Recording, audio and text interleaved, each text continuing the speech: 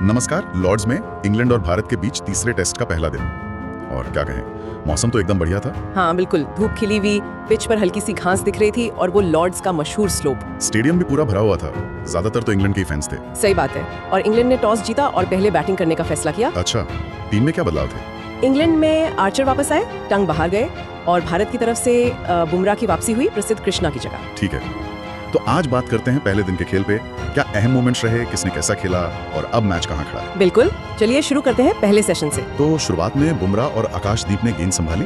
Crawley और Duckett ने शुरू तो किया, पर थोड़े मुश्किल में दिखे क्या? हाँ, मतलब शुरुआत सधी हुई थी पर आसानी से रन नहीं बन रहे थे। पिच से उछाल भी थोड़ा कम सा लगा। हाँ, मैंने देखा पंत को काफी नीचे कैच लेने पड़ रहे थे, स्लिप्स को भी आगे आना पड़ा। बिल्कुल, सुबह गेंदबाजों को मदद थी थोड़ी, गेंद हिल भी रही थी और शायद वो जो बाउंस बराबर नहीं था वो बल्लेबाजों को ज्यादा परेशान कर रहा था। अच्छा, कुछ गेंदें उम्मीद से नीचे रह गईं, तो भारतीय गेंदबाजों ने लाइन अच्छी रखी, पर वो सलामी जोड़ी ने वो मुश्किल पीरियड निकाल लिया। ड्रिंक्स तक इंग्लैंड 39 पर 0 था। लेकिन ड्रिंक्स के ठीक बाद कहानी एकदम पलट गई। हाँ, वो गेंदबाजी में बदलाव काम कर गया। नीतीश कुमार रेड्डी आए और बस कमाल ही कर दिया। एक ही ओवर में 2 विकेट, ये तो अविश्वसनीय था। बिल्कुल, पहले डकेट 23 पर और फिर उसी ओवर में क्रॉली 18 पर, दोनों को पंत ने कैच किया। रेड्डी ने ऐसा क्या खास किया उस ओवर में? देखिए, वो एक शानदार ओवर था। रेड्डी ने गेंद को थोड़ा आगे रखा, बल्लेबाजों को ड्राइव के लिए उकसाया और हल्की सी आउट स्विंग मिली। हाँ। दोनों शॉट खेलने गए और किनारा लगा।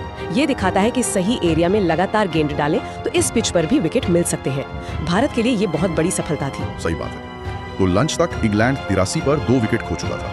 रूट और पोप क्रीज पर थे। हाँ, मिला जुला सेशन रहा भारत के लिए, पर रेड्डी ने वापसी करा दी थी। फिर आया दूसरा सेशन और ये तो एकदम अलग था।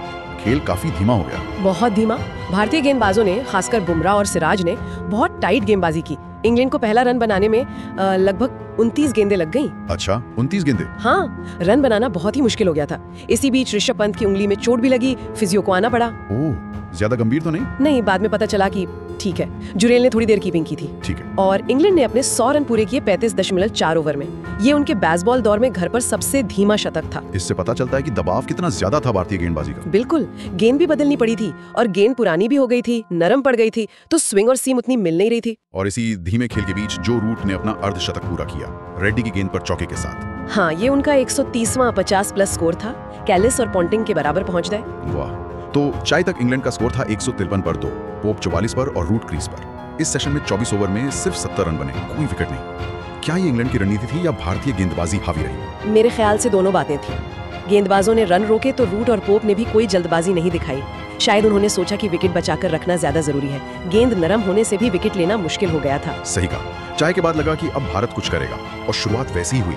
हाँ, सेशन की पहली ही गेंद जडेजा ने पोप को 44 पर आउट कर दिया। जुरेल, जो सब्स्टिट्यूट कीपर थे, उन्होंने कैच लिया। वो भारत के लिए बड़ा विकेट था। पोप सेट लग रहे थे। बिल्कुल, जडेजा ने अच्छी फ्लाइट दी, पोप आगे निकले और चूक गए। और उसके थोड़ी देर बाद जसप्रीत बुमराह, क्या कमाल की गेंद थी वो हैरी ब्रुक को। वो तो क्लासिक बुमराह था। तेज रफ्तार इन स्विंगर, सीधे स्टंप्स बिखेर दिए। ब्रुक 11 रन बनाकर बोल्ड। इंग्लैंड 172 पर 4। उस समय लगा कि शायद अब भारत पकड़ बना लेगा मैच पर। हाँ, ऐसा ही लगा था। लेकिन फिर क्रीज पर आए कप्तान बेन स्टोक्स और उन्होंने जो रूट के साथ मिलकर पारी को संभाल लिया। बिल्कुल, दोनों ने काफी संभल कर खेला, अनुभव दिखाया, बीच बीच में बाउंड्रीज भी मिली और देखते देखते 50 रन की पार्टनरशिप भी हो गई। स्टोक्स को पूरी क्रैम्प की दिक्कत भी हुई थी शायद। हाँ, उन्हें क्रैम्प आया था, लेकिन वो टिके रहे। ये पार्टनरशिप इंग्लैंड के लिए बहुत बहुत जरूरी थी उस वक्त। फिर 80 ओवर के बाद भारत ने नई गेंद ली। उम्मीद थी कि शायद अब विकेट मिलेगा। हाँ, नई गेंद ली गई, लेकिन दिन के खेल खत्म होने तक कोई और सफलता नहीं मिली। तो दिन का खेल जब खत्म हुआ, इंग्लैंड का स्कोर 251 पर 4, जो रूट 99 पर नॉट आउट और बेन स्टोक्स 39 पर। रूट अपने शतक से बस 1 रन दूर। बिल्कुल, इंग्लैंड ने दिन का अंत एक मजबूत स्थिति में किया।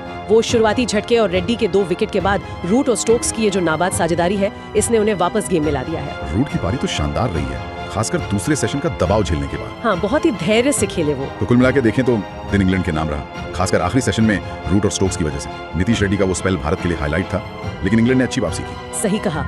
अब कल सुबह देखना होगा, नई गेंद अभी भी थोड़ी नई है। भारतीय गेंदबाज क्या करते हैं। हाँ, कल का पहला घंटा बहुत अहम होगा।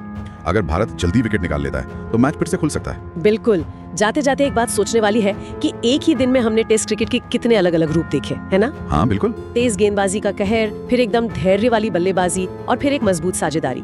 तो सवाल ये है कि क्या रूट का शतक, अगर वो पूरा करते हैं, और स्टोक्स की ये पारी कल मैच की दिशा पूरी तरह इंग्लैंड के पक्ष में मोड़ देगी। ये देखना दिलचस्प होगा।